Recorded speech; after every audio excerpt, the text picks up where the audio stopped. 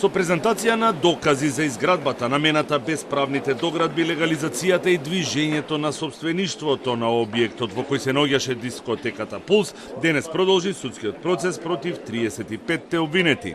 Според презентираните записници, дозволи и други материјали. Дозвола за градба на објектот е дадена во јули 1999 година. Собственик е Никола Кузманов, а објектот е регистриран како лесна индустрија која не загадува. Презентирани беа плановите за изградба, карактеристиките и поставеноста на електричната мрежа во објектот. Како докази беа презентирани нотарски акти и изводи со барања за легализација на бесправните доградби на објектот од страна на идниот собственик Горазд Милковски.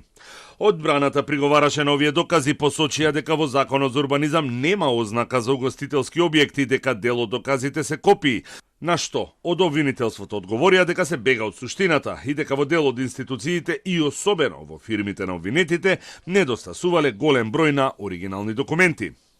Родителите на настраданите со реакција на тврдењата на бранителите дека станува збор за несреќен случај.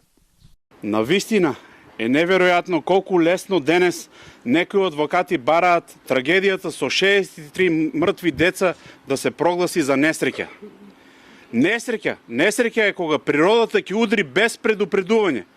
Но кога со години институциите дозволуваат небезбеден објект да работи, кога се прифаќаат непополнети пријави, се користат стари согласности, се промолчуваат недостатоци и никој не инициира инспекцијски надзор, тогаш тоа не е несреќа. Тогаш тоа е системско замижување и навистина е цинично денес да слушаме дека луѓето во судница не знаеле зошто седат таму. Адвокатите на обвинетиот Митко Стојанов побараа од судот на неговиот клиент да му биде укината мерката куќен притвор и да му бидат изречени алтернативни мерки. А од обвинителството кое го најави својот став по барањето за следното рочиште, презентира докази, записници од инспекцијски надзори во кафулето на првообвинетиот Дејан Јованов, каде што токму Стојанов се води како управител на фирмата 4М.